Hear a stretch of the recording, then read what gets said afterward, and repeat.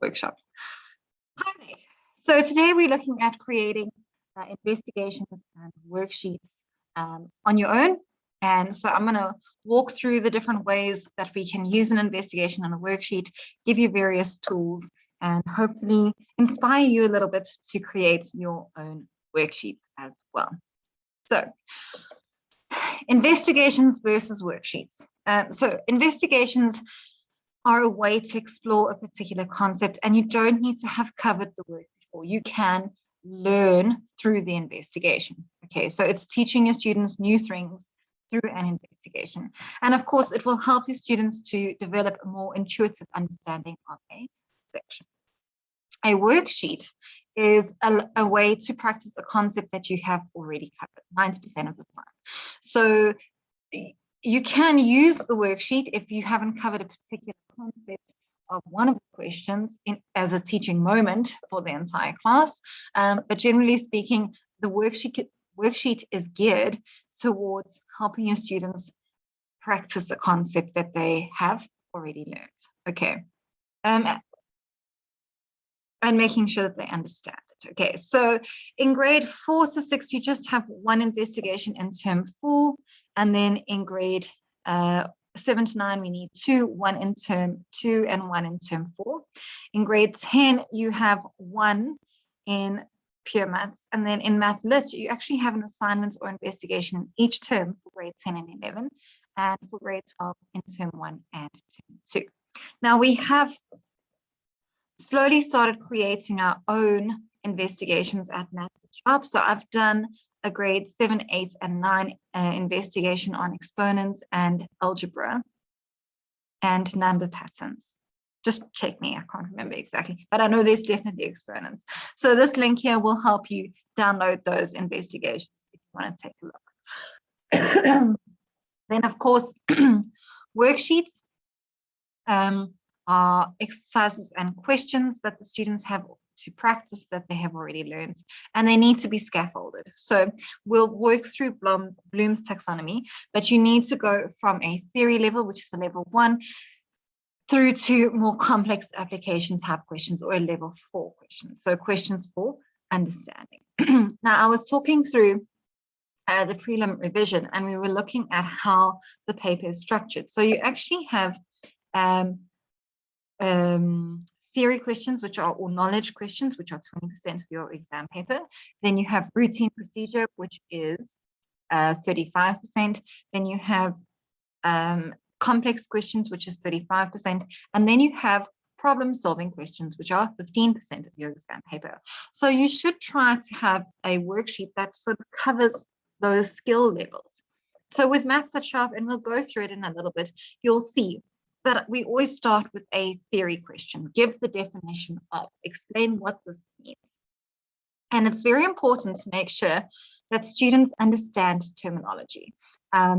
We went through a series a couple of years ago where we did a word of the day, because the problem was students, if their first language is not English and they're learning maths in English, they first have to translate this math concept that you're teaching in English into their language, which makes it so it's a long road to learning something. So I was saying to the grade 7 to 9 group that it's actually a really good idea to create a dictionary. So have a little book, and at the beginning or the end of the lesson, up to you how you structure it, go through the words that you've used or that you've learned about in that particular topic, and make sure that they can write their own definitions for those words. So what is income? What is a rectangle? What is area? What is perimeter? Everything needs to be defined. Now, you can obviously buy dictionaries. If you're looking for a recommendation, I know several that are really great, but it's really good for them to see it in their own handwriting and to learn about it in their own words. Okay, so we were talking about the level of questions, and of course, Bloom's taxonomy of learning, which we all covered when we were studying teaching. Okay, I didn't study teaching. I studied it actually in psychology, but close enough. So this actual picture is a link to an article explaining the various levels of Bloom's taxonomy and how to apply it in your classroom, and particularly in the maths classroom, which I really liked. So if you are looking for some, free reading in your spare time, then this is a really, really great article to read about. And then they've changed Bloom's from just remembering to analyzing, and they've included an evaluating and a creating level. Okay, so some suggestions for investigations or for worksheets or for projects is to ask your students to create their own question around a section you've just covered. So the theory is, if you can create a question or explain a question to somebody else or explain a topic to somebody else, you understand it better. Okay, and if you can't explain it in simple terms, then you obviously don't understand it either. So these levels, which we never really reach when we do exam papers, because we get to analyzing and maybe evaluating at a push, we never get to the creating range of Bloom's taxonomy. So it's a really great idea to have them do a project or an investigation. Then, because we're a South African group, we look at the CAPS documents. So your CAPS documents give you fantastic in-depth descriptions of each exercise. So how long you should be teaching it for, examples of questions, does clarify definitions and what is expected of that group and in that stage. So for example, in grade 8, before ATP, you'd do algebraic expressions in term 1, and then you'd repeat it again in term 3. Okay, so in term 1, they say we're focusing on this, and in term 3, we're focusing on something else of an algebraic expression. So it's a very good idea to go and look at the CAPS documents and make sure that your worksheet focuses on that particular range that they're looking for. Okay, and then what I will always do is look through the CAPS documents and write down all the important points, what theory they need to know, what subsections are requirements or whatever that are important. So this here is the link to the CAPS documents if you still need them. It is the Department of Education's website, so that's just browse because it's got all the subjects there.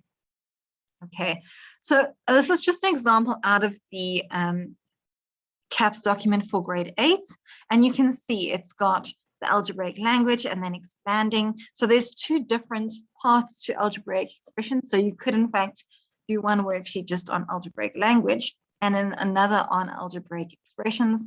It's up to you. And then they've given you what should be more advanced from grade 7, and also some examples of interpreting algebraic expressions as well. So the ATP documents are the shortened version of CAPS. So they've consolidated it a bit. They've condensed the algebraic expressions from term 1 and term 3 together. So it tells you what stays in and what is taught where. Okay, so if you need the ATP documents, what we've done is collated all of them. So it's just the maths ones at this link over here. Okay, so again, if you're creating just for ATP or the now, then yeah, have a look at these as well. I always forget to click so that she'll wobble. If you feel like that, you're a good teacher. No, I'm kidding. Then if you look, here's the ATP for term 2. You can see your algebraic expression is also still 4.5 hours, but they've combined the 2 sets together. Okay, or they've actually just moved it across to term 2. Great. So let's talk template and design. So think about how you want to structure your worksheet, because obviously you want to have some continuity across what you're doing, especially if you're going to create a range of worksheets for your classroom. So include perhaps the date or a page number or your details if you're using this as an extra maths thing. So put copyright of Mrs. Johnson. I'm making this up, totally. Okay, so your header is that thing that you click on right at the top of the page. In fact, let me actually see if I've got an open. Oh dear, I really don't. Okay, give me a sec. I'm just going to pull up my Word document, and I'm just going to pull a worksheet up here for you. Okay, so so this is actually from the mathsjourney.com. So when I talk about the header, I'm talking about this place here where you click. So you can't now access your main part of your page. This is in the very top half of your thing. And the way to get to it is just to click on it twice. Okay, then you can put in whatever you want. You can have a page number, so you can insert a page number here. And there's so many great options. I mean, you can really go as diverse as you want. And then in your footer, you can add your email address or your contact details if you are an extra maths teacher, or anything that you like, or property of School of Rock. Sorry, I'm being terrible. Once you're done editing your header and your footer, then close them. Okay, and then you've got your main section. So let me go back here. So then your heading should be, and I'll go back. Sorry, you can't actually see what I'm sharing. Okay, so your heading should be the title of your worksheet, and make sure it's descriptive. So if we go back and look at our worksheet that I was creating for the maths journey, you can see I've included the main section as well as the topic that I'm covering in patterns, functions, and algebra. I'm looking at functions and relationships, and you can see I've labeled it 1 because I'm going to have a couple of them. Okay, well, at least that's the goal. Okay, so let's go back here. Right, okay.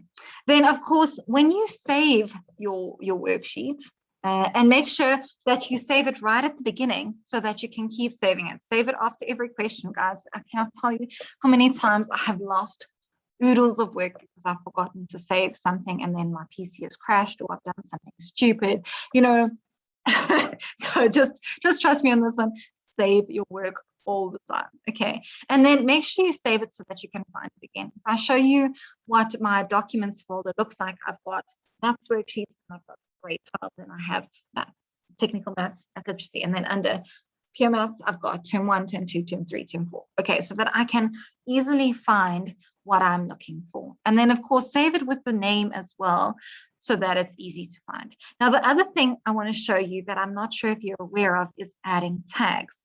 So when you save something, sorry, I just want to move this part of my way. When you save something, so we can save as, sorry, I was supposed to say save as. Let's just do this. You've got this beautiful little function here called tags. Okay, and if you add a tag to your, basically it uses it as a description, so that if you cannot find the worksheet that you've saved it somewhere weird, and you can't remember what you've done with it, you can search by that tag. Now, if you're sharing on the internet as well, so Zabuza is currently running a competition where if you create content, maths content, you can win 30 calculators per class. The person who creates the most maths content between now and December will win 30 calculators from Sharp, by the way. So this makes it easy to search, so that if you are sharing your work with other people, then they can find it, which is the whole point, right? I mean, that's, you sort of do want to share this wonderful magical thing that you've created as well. And then lastly, when you have finished your worksheet, save it as a PDF, okay? Because if you're going to transfer it to somebody else's PC, firstly, they can edit it and change it. So if you don't want it to be changed, and then secondly, because your layout can change depending on the version of Word that you have and their own settings on their laptop. So make sure that you save it as a PDF so that you do not alter your layout. So this is actually the worksheet example that I was showing you just now. You can see I have chosen the green color scheme. So all my stuff is green with the colors. Okay, then I just want to show you something else, which is wonderfully amazing. So if you haven't seen this in Word, okay, you need to get this wonderful little equation editor. Okay, so you normally would say insert, and then you've got equation. And then what will happen, let me just type it in here so you can see, is you can type in any equation.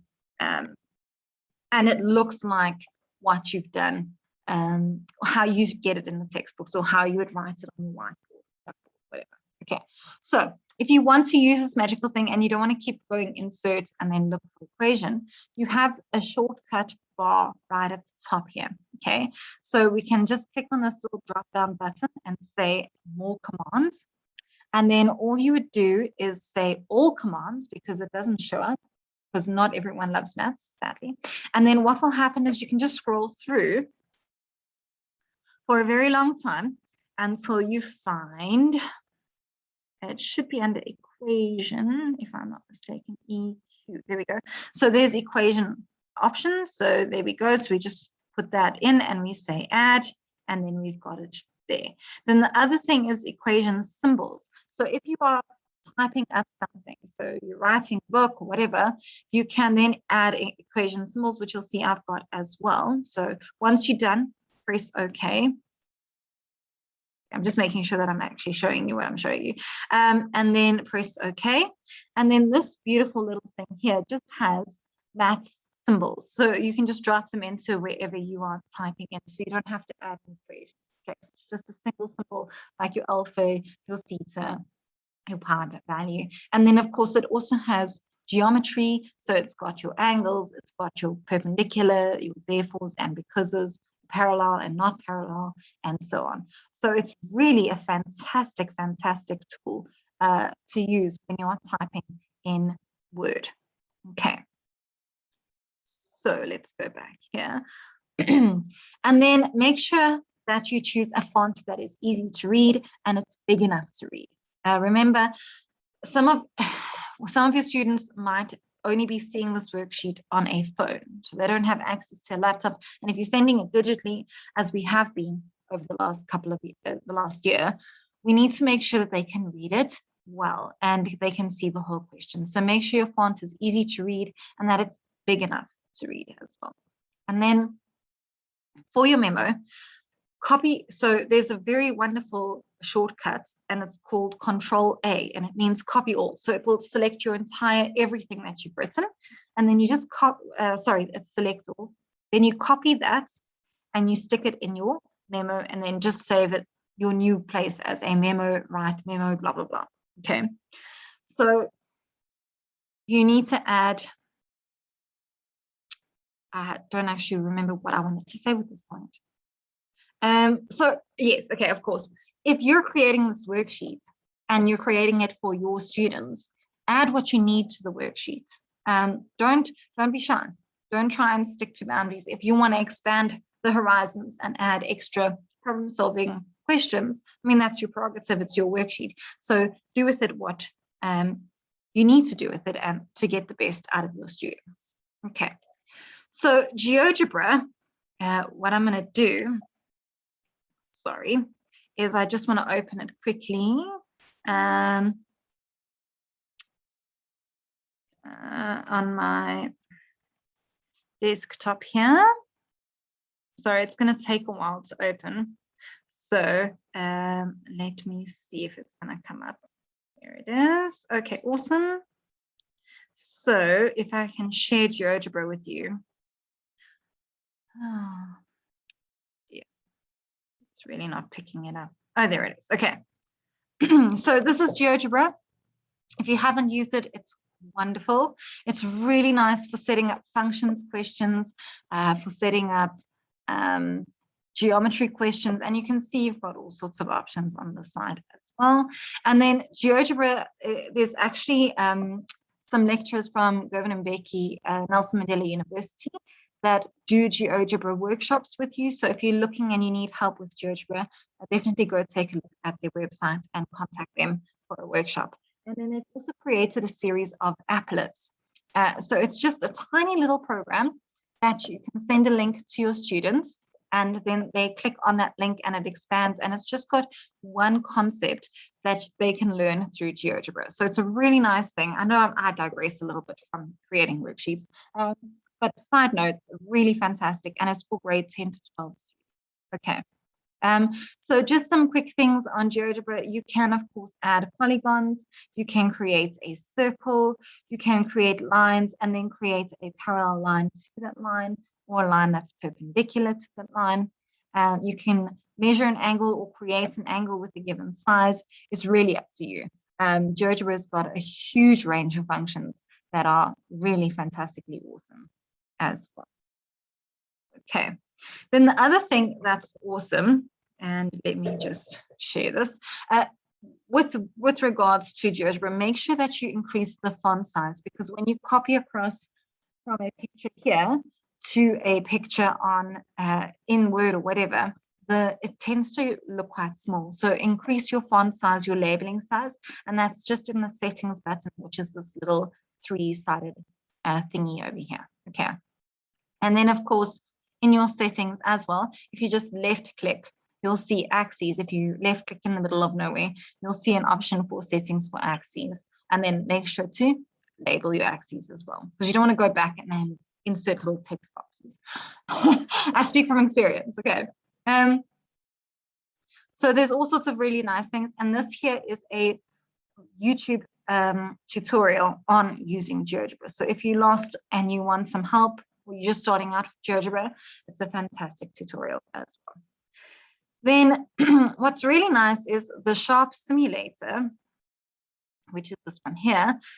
So this is actually from our prelim that we were doing this morning, is that you can capture a picture of whatever is on your screen. Okay, and then what you can do is open your image folder, which I don't think you're going to be able to see now. Let's just share it like that, it'll be easier. And you can see all the pictures that I've taken because of multiple workshops. Right at the end is your image. So there you go. So you can insert this image into your worksheets and your Word documents and so on. It's really a very nice and helpful thing. Or you can set up a question, you can actually type it in here and say, okay, what is the answer to whatever's on the calculator if you're doing calculator skills with them, and so on. Okay.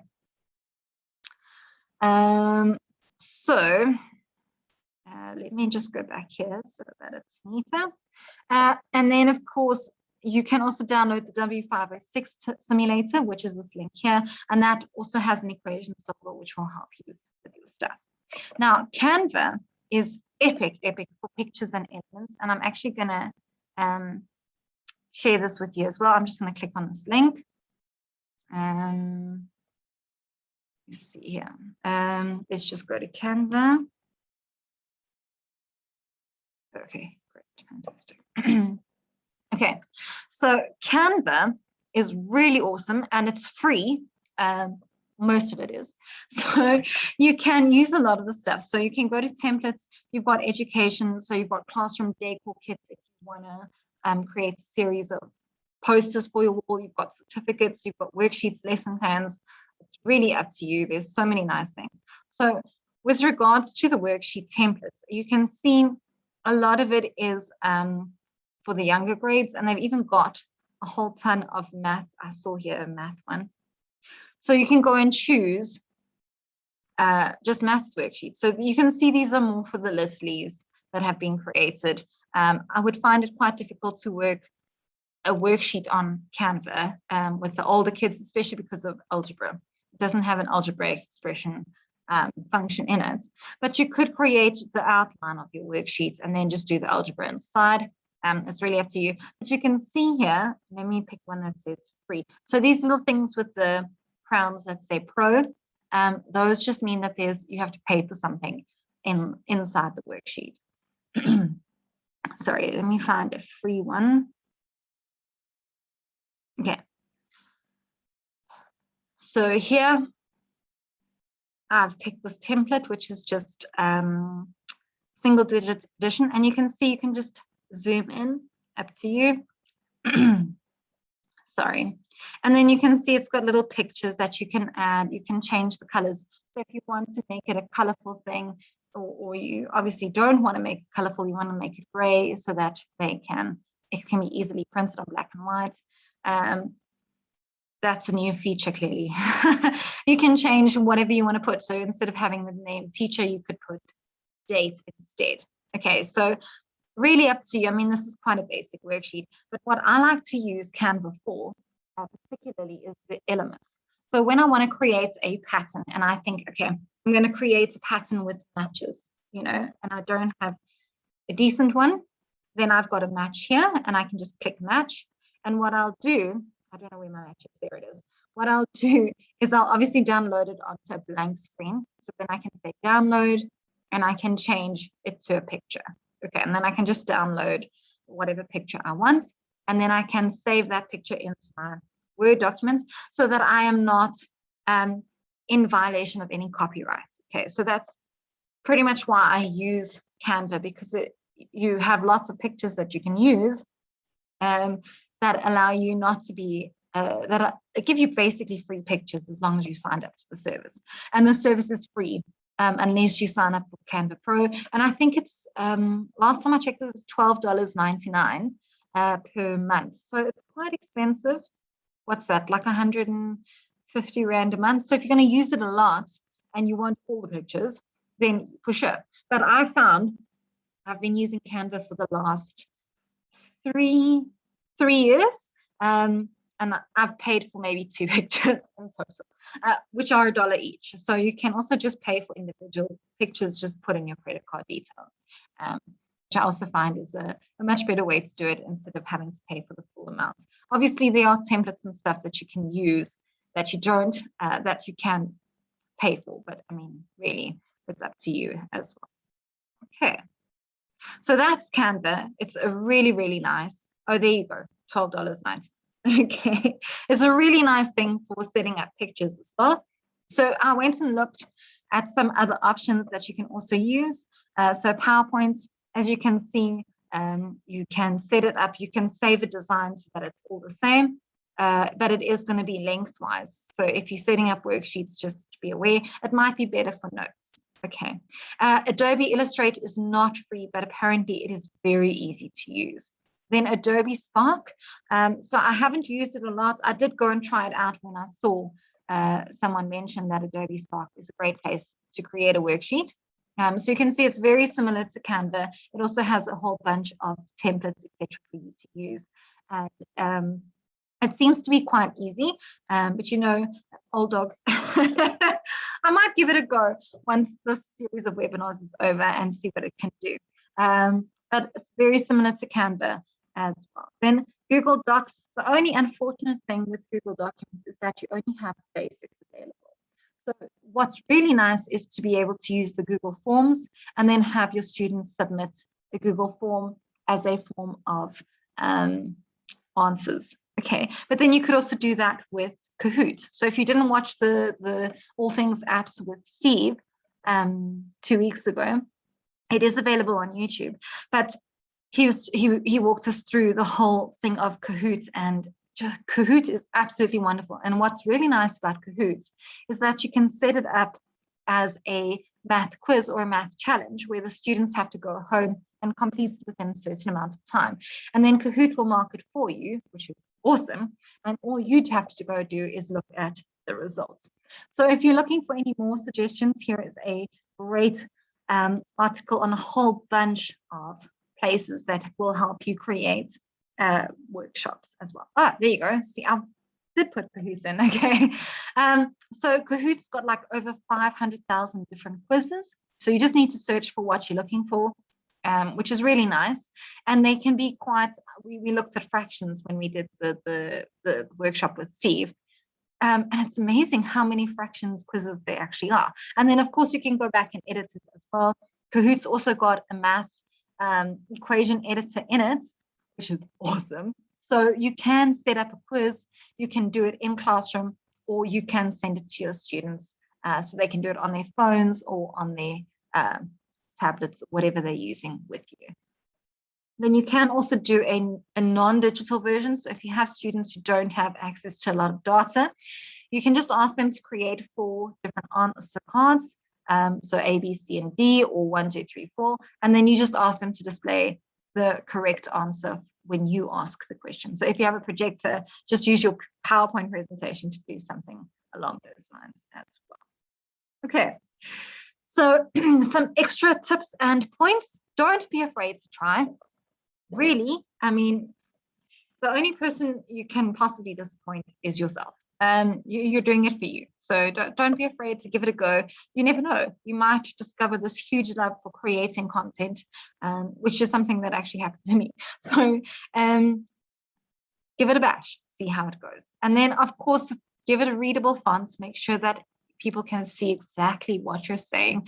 Don't go too fancy. Don't use those scripts and stuff, because if you are struggling to read it, everybody else is struggling to read it as well. So as pretty as it looks, give those a skip. Okay, and then of course, make sure you create your memo with your worksheet open. So have a version of your worksheet, copy it across to your memo, and then when you see mistakes, you can just go back to your worksheet and correct it there. So that's what I used to actually print out my worksheets, go and do it on a piece of paper, edit it on my piece of paper, and then come back and type up the digital version. Why? But in the meantime, what you can actually do is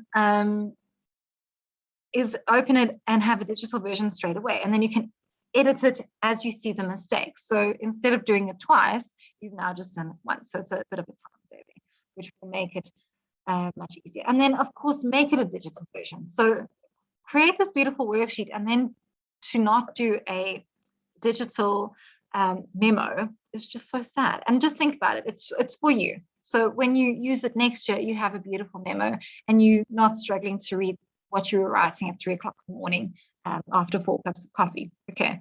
So, and it also does make it easier for you to change both your worksheet and your memo if you want to change a question around. If you saw students didn't understand the wording or whatever, it's much easier to change a digital version than it is to change a stick and paste version as well. Okay. And then ask for help. If you have a colleague, ask them to help with proofreading, ask them to check your memo, make sure it's okay. If you don't have access to a colleague, what I like to do is create my worksheet and my memo and then leave it for a day or two and come back and then reread it, because normally, and that works for anything that you do, not just worksheets. Come back and reread it and you'll see all the mistakes quite easily, because now it's not top of mind to be doing other things as well. All right, guys, thank you so much for your time. I hope that you found this useful and stimulating and exciting. And if you're watching this on YouTube, please go ahead and subscribe so that you can catch more videos with us.